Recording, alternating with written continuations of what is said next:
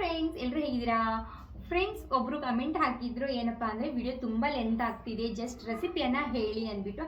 ಹಾಗಾಗಿ ಇವತ್ತು ಅವ್ರಿಗೋಸ್ಕರನೇ ಈ ವಿಡಿಯೋನ ಮಾಡ್ತಾ ಇದ್ದೀನಿ. ಸೊ ತುಂಬಾ ಈಸಿಯಾಗಿ ಆರೋಗ್ಯಕರವಾಗಿರೋಂಥ ಒಂದು ರೆಸಿಪಿಯನ್ನು ಇವತ್ತು ಶೇರ್ ಮಾಡ್ತಾ ಇದ್ದೀನಿ. ಯಾಕಂದರೆ ಮಕ್ಕಳಿಗೆ ಒಂದೇ ರೀತಿಯ ರೆಸಿಪಿ ಕೊಡ್ತಾ ಇದ್ರೆ, ಒಂದೇ ಥರ ನಾವು ದೋಸೆನೋ ಇಡ್ಲಿನೋ ಪಡ್ಡು ಕೊಡ್ತಾ ಇದ್ರೆ ಒಂದು ರೀತಿಯಲ್ಲಿ ಬೋರ್ ಆಗುತ್ತೆ ಅವರಿಗೆ. ಅವಾಗ ನಾವೇನು ಮಾಡಬೇಕಪ್ಪ ಅಂದರೆ ಅದೇ ರೆಸಿಪಿಯಲ್ಲಿ ಏನಾದರೂ ಸ್ವಲ್ಪ ಚೇಂಜ್ ಮಾಡಿ ಕೊಟ್ಟರೆ ಒಂದು ರೀತಿಯಲ್ಲಿ ಖುಷಿಪಟ್ಟು ಅವರು ತಿಂತಾರೆ. ಸೊ ಇಷ್ಟ ಕೂಡ ಆಗುತ್ತೆ. ಕೆಲವು ಮಕ್ಕಳು ತರಕಾರಿ ತಿಂತಾ ಇರೋದಿಲ್ಲ, ಹಾಗೆ ದೊಡ್ಡವರು ಕೂಡ ತಿಂತಾ ಇರೋದಿಲ್ಲ. ಅಂಥವ್ರಿಗೆಲ್ಲ ಈ ರೆಸಿಪಿ ತುಂಬಾ ಯೂಸ್ಫುಲ್ ಆಗುತ್ತೆ. ವಿಡಿಯೋನ ಎಲ್ಲಿ ಸ್ಕಿಪ್ ಮಾಡಿದ್ರೆ ಪೂರ್ತಿ ನೋಡಿ. ಖಂಡಿತ ನಿಮಗೆ ಈ ವಿಡಿಯೋ ಇಷ್ಟ ಆಗುತ್ತೆ ಅಂದ್ಕೊಂಡಿದ್ದೀನಿ.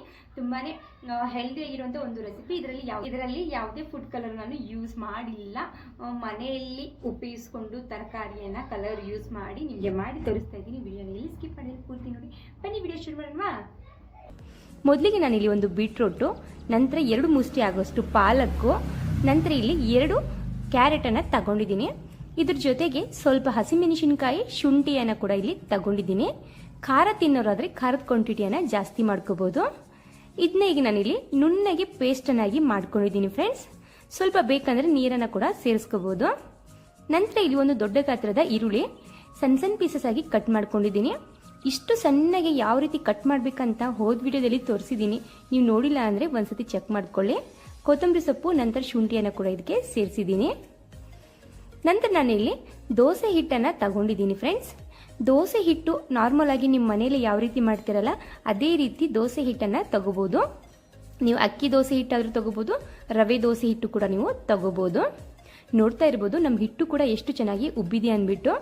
ಫ್ರೆಂಡ್ಸ್, ಈಗ ಸ್ವಲ್ಪ ಚಳಿ ಇದ್ರೆ ಹಾಗೆ ಮಳೆ ಬರ್ತಾ ಇದ್ರೆ ಹಿಟ್ಟು ಸರಿಯಾಗಿ ಉಬ್ಬೋದಿಲ್ಲ. ಹಾಗಾದ್ರೆ ನಾನು ನಿಮ್ಗೆ ಒಂದು ಟಿಪ್ಸ್ ಅನ್ನ ಹೇಳ್ಕೊಡ್ತೀನಿ. ಆ ಟಿಪ್ಸ್ ಅನ್ನ ಫಾಲೋ ಮಾಡಿ. ಖಂಡಿತ ನಿಮ್ಗೆ ದೋಸೆ ಬೆಟರ್ ಆಗಲಿ, ಇಡ್ಲಿ ಬೆಟರ್ ಆಗಲಿ, ತುಂಬಾ ಚೆನ್ನಾಗಿ ಉಬ್ಬಿ ಬರುತ್ತೆ. ಮನೆಯಲ್ಲಿ ನಾವು ಅನ್ನ, ಸಾಂಬಾರ್, ಹಾಲು ಏನಾದ್ರು ಬಿಸಿ ಮಾಡಿರ್ತೀವಿ ನೋಡಿ, ಆ ಬಿಸಿ ಆಗಿರುವಂತ ಪಾತ್ರೆಯನ್ನ ನಾವು ರುಬ್ಬಿಟ್ಟಿರುವಂತ ಹಿಟ್ಟಿನ ಮೇಲ್ಗಡೆ ಇಡಬೇಕು. ಆ ಹಿಟ್ಟಿನ ಮೇಲ್ಗಡೆ ಇಟ್ರೆ ತುಂಬಾ ಜಲ್ದಿನೇ ನಮ್ದು ಹಿಟ್ಟು ಉಬ್ಬಿ ಬರುತ್ತೆ ಫ್ರೆಂಡ್ಸ್. ಈಗ ನಾನಿಲ್ಲಿ ರುಬ್ಬಿಟ್ಟಿರುವಂಥ ಮಿಶ್ರಣದಲ್ಲಿ ದೋಸೆ ಹಿಟ್ಟನ್ನು ಸೇರಿಸ್ಕೊತಾ ಇದ್ದೀನಿ. ನಿಮ್ಗೆ ಎಷ್ಟು ಬೇಕಲ್ಲ ಅಷ್ಟು ನೀವು ನೋಡ್ಬಿಟ್ಟು ದೋಸೆ ಹಿಟ್ಟನ್ನು ಸೇರಿಸ್ಕೋಬಹುದು. ಫ್ರೆಂಡ್ಸ್, ಮಕ್ಕಳಿಗೆ ಪಾಲಕ್ಕು, ನಂತರ ಕ್ಯಾರೆಟು ಪಲ್ಯ ಮಾಡಿಕೊಟ್ರೆ ಹಾಗೆ ತಿನ್ನೋಕೆ ಕೊಟ್ಟರೆ ತಿನ್ನೋದಿಲ್ಲ. ಈ ರೀತಿ ದೋಸೆ ಮಾಡಿಕೊಡಿ, ತುಂಬ ಅಂದರೆ ತುಂಬಾ ಟೇಸ್ಟಿಯಾಗಿ ಅನಿಸುತ್ತೆ. ಸೊ ನೀವು ಫಸ್ಟ್ ಟೈಮ್ ಮಾಡಿದಾಗ ನಿಮಗೆ ನಂಬೋಕ್ಕಾಗೋದಿಲ್ಲ. ಖಂಡಿತ ನೀವು ಒಂದ್ಸತಿ ಟ್ರೈ ಮಾಡಿದ್ಮೇಲೆ ನೆಕ್ಸ್ಟ್ ಟೈಮ್ ನನಗೆ ಕಮೆಂಟ್ ಹಾಕ್ತೀರಾ ಫ್ರೆಂಡ್ಸ್, ಅಷ್ಟು ಚೆನ್ನಾಗಾಗುತ್ತೆ. ನಂತರ ನನಗೆ ಸ್ವಲ್ಪನೇ ಕಲರ್ಗೋಸ್ಕರ ಅರಿಶಿನವನ್ನು ಕೂಡ ಸೇರಿಸಿ ಚೆನ್ನಾಗಿ ನಾನು ಇದೇ ರೀತಿ ಎಲ್ಲವನ್ನ ಇಲ್ಲಿ ಮಿಕ್ಸ್ ಮಾಡ್ಕೋತಾ ಇದ್ದೀನಿ. ನೋಡ್ತಾ ಇರ್ಬೋದು ಫ್ರೆಂಡ್ಸ್, ಇಲ್ಲಿ 4 ವೆರೈಟಿಯ ದೋಸೆ ಮಿಶ್ರಣ ಇಲ್ಲಿ ರೆಡಿ ಆಯಿತು. ನಂತರ ನಾನಿಲ್ಲಿ ಗ್ಯಾಸನ್ನು ಲೋ ಫ್ಲೇಮಲ್ಲೇ ಇಟ್ಬಿಟ್ಟು ಪ್ಯಾನನ್ನು ಬಿಸಿ ಮಾಡ್ಕೋತಾ ಇದ್ದೆ ಫ್ರೆಂಡ್ಸ್. ಈಗ ಬಿಸಿ ಆಗಿರುವಂಥ ಪ್ಯಾನ್ ಮೇಲೆ ನೀರನ್ನು ಚಿಪ್ಪಿಡಿಕೆ ಮಾಡಿಕೊಂಡು ನಂತರ ದೋಸೆ ಬೆಟರನ್ನು ಸೇರಿಸ್ಕೋಬೇಕು. ಫ್ರೆಂಡ್ಸ್, ದೋಸೆಯನ್ನು ನಾವು ಸ್ಪ್ರೆಡ್ ಮಾಡುವವರೆಗೂ ಗ್ಯಾಸನ್ನು ಲೋ ಫ್ಲೇಮಲ್ಲೇ ಇಡಬೇಕು. ಇದು ತುಂಬಾನೇ ಇಂಪಾರ್ಟೆಂಟು. ನಂತರ ನಾನಿಲ್ಲಿ ಬೆಣ್ಣೆಯನ್ನು ಸೇರಿಸ್ತಾ ಇದ್ದೀನಿ. ನಿಮಗೆ ತುಪ್ಪ ಬೇಕಂದ್ರೆ ತುಪ್ಪ, ಎಣ್ಣೆ ಬೇಕಂದ್ರೆ ಎಣ್ಣೆ ಕೂಡ ನೀವು ಸೇರಿಸ್ಕೋಬಹುದು.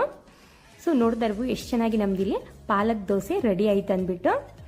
ಫ್ರೆಂಡ್ಸ್, ನಾವು ಯಾವಾಗಲೂ ದೋಸೆಯನ್ನು ಸ್ಪ್ರೆಡ್ ಮಾಡುವಾಗ ಗ್ಯಾಸನ್ನು ಲೋ ಫ್ಲೇಮಲ್ಲೇ ಇಡಬೇಕು. ಅದು ತುಂಬಾನೇ ಇಂಪಾರ್ಟೆಂಟು.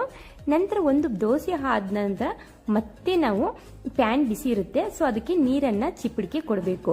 ಇವೆರಡೂ ನಾವು ಟಿಪ್ಸ್ ಫಾಲೋ ಮಾಡೋದ್ರಿಂದ ನಮ್ಮ ದೋಸೆ ಸ್ವಲ್ಪನೂ ಅಂಟೋದಿಲ್ಲ ಪ್ಯಾನ್ಗೆ. ನಾನಿಲ್ಲಿ ನೀರನ್ನು ಚಿಪ್ಪಿಡಿಕೆ ಹಾಕಿದ್ದೀನಿ. ನಂತರ ಇದಕ್ಕೆ ಮತ್ತೆ ನಾನಿಲ್ಲಿ ಬೀಟ್ರೂಟ್ ದೋಸೆಯನ್ನು ಮಾಡಿ ತೋರಿಸ್ತಾ ಇದ್ದೀನಿ. ಫ್ರೆಂಡ್ಸ್, ನಿಮಗೆ ಈ ವಿಡಿಯೋ ಸ್ವಲ್ಪನಾದರೂ ಯೂಸ್ಫುಲ್ ಅನಿಸಿದ್ರೆ, ಇಷ್ಟ ಆದರೆ ಪ್ಲೀಸ್ ನಮ್ಮ ಚಾನೆಲ್ಗೆ ಸಪೋರ್ಟ್ ಮಾಡಿ. ಹಾಗೆ ನಮ್ಮ ಚಾನೆಲನ್ನು ಸಬ್ಸ್ಕ್ರೈಬ್ ಮಾಡ್ಕೋದನ್ನು ಮರಿಬೇಡಿ ಫ್ರೆಂಡ್ಸ್.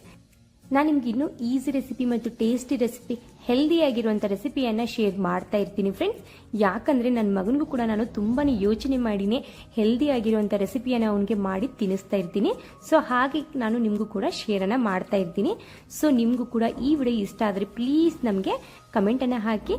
ಸೊ ನನಗೆ ಸಪೋರ್ಟ್ ಮಾಡೋದನ್ನು ಮರಿಬೇಡಿ ಫ್ರೆಂಡ್ಸ್. ನೋಡ್ತಾ ಇರ್ಬೋದು ಇಲ್ಲಿ ಹಾಗೆ ಕ್ಯಾರೆಟ್ ದೋಸೆ ಕೂಡ ರೆಡಿ ಆಯಿತು. ನಂತರ ನಿಮ್ಗೆ ಇಲ್ಲಿ ಈರುಳ್ಳಿ ದೋಸೆ ಕೂಡ ಮಾಡಿ ತೋರಿಸ್ತಾ ಇದ್ದೀನಿ. ಈರುಳ್ಳಿ ದೋಸೆ ಜಾಸ್ತಿ ತಿಳುವಾಗಿ ಬರೋದಿಲ್ಲ ಫ್ರೆಂಡ್ಸ್, ಇದು ಸ್ವಲ್ಪ ದಪ್ಪವಾಗಿಯೇ ದೋಸೆ ಆಗುತ್ತೆ. ಯಾಕಂದ್ರೆ ನಾವು ಈರುಳ್ಳಿ ಎಲ್ಲ ಕಟ್ ಮಾಡಿ ಹಾಕೋದ್ರಿಂದ ಇದು ಸ್ವಲ್ಪ ದಪ್ಪವಾಗಿ ಈರುಳ್ಳಿ ದೋಸೆ ಇಲ್ಲಿ ರೆಡಿ ಆಗುತ್ತೆ. ಫ್ರೆಂಡ್ಸ್, ನಮ್ಮ ಮನೇಲಿ ಕೂಡ ಸೊಪ್ಪು ಹಾಗೆ ಬೀಟ್ರೂಟು ಕ್ಯಾರೆಟ್ ಪಲ್ಯ ಮಾಡಿಕೊಟ್ರೆ ಯಾರೂ ತಿನ್ನೋದಿಲ್ಲ. ಈ ರೀತಿ ಸ್ಯಾಂಡ್ವಿಚ್ ಆಗಲಿ ಅಥವಾ ಇಲ್ಲಾಂದರೆ ದೋಸೆಯಲ್ಲಿ ಮಾಡಿಕೊಟ್ರೆ ತುಂಬ ಚೆನ್ನಾಗಿ ತಿನ್ಕೋತಾರೆ. ಸೊ ಅವರು ಆರೋಗ್ಯದ ಬಗ್ಗೆ ಯೋಚನೆ ಮಾಡೋದು ನಮ್ಮ ಹೆಣ್ಮಕ್ಳ ಕರ್ತವ್ಯ ಕೂಡ. ಸೊ ಹಾಗಾಗಿ ನಾನು ಎಷ್ಟು ಆರೋಗ್ಯಕ್ಕೆ ಒಳ್ಳೆಯದಾಗುತ್ತಲ್ಲ ಅಷ್ಟು ರೆಸಿಪಿಯನ್ನು ಶೇರ್ ಮಾಡ್ತಾ ಇರ್ತೀನಿ, ನಿಮಗೂ ಕೂಡ ಯೂಸ್ ಆಗಲಿ ಅನ್ನೋ ಕಾರಣಕ್ಕೆ. ಸೊ ನಿಮ್ಮ ಮನೇಲಿ ಕೂಡ ಬೀಟ್ರೂಟು ಕ್ಯಾರೆಟು ಸೊಪ್ಪು ತಿಂತಾ ಇಲ್ಲಪ್ಪ ಅಂದರೆ ಸೊ ಈ ರೀತಿ ದೋಸೆ ಮಾಡಿಕೊಡಿ, ಆರೋಗ್ಯಕ್ಕೆ ಒಳ್ಳೆಯದು ಎಲ್ರಿಗೂ ಕೂಡ. ಹಾಗೆ ನಮ್ಮ ದೋಸೆ ಕೂಡ ಇಲ್ಲಿ ರೆಡಿ ಆಯಿತು. ಸೊ ನೋಡ್ತಾ ಇರ್ಬೋದು ಎಷ್ಟು ಚೆನ್ನಾಗಿ ಕಾಣ್ತಾ ಇದೆ ಕಲರ್ಫುಲ್ಲಾಗಿ ಅಂದ್ಬಿಟ್ಟು. ಇದ್ರ ಜೊತೆಗೆ ನಾನು ಇಲ್ಲಿ ಕೊಬ್ಬರಿ ಚಟ್ನಿಯನ್ನು ಕೂಡ ಮಾಡಿದ್ದೀನಿ. ಈ ಕೊಬ್ಬರಿ ಚಟ್ನಿಯನ್ನು ಯಾವ ರೀತಿ ಮಾಡ್ತಾರೆ ಅಂತ ಹೋದ ವಿಡಿಯೋದಲ್ಲಿ ತೋರಿಸ್ಕೊಟ್ಟಿದ್ದೀನಿ ಫ್ರೆಂಡ್ಸ್. ನೀವು ಇನ್ನೂವರೆಗೂ ನೋಡಿಲ್ಲ ಅಂದರೆ ಕೆಳಗಡೆ ಲಿಂಕನ್ನು ಕೊಟ್ಟಿರ್ತೀನಿ, ಒಂದ್ಸತಿ ಚೆಕ್ ಮಾಡ್ಕೊಳ್ಳಿ. ಹಾಗೆ ಈ ವಿಡಿಯೋ ನೋಡೋದಕ್ಕೆ thank you so much friends.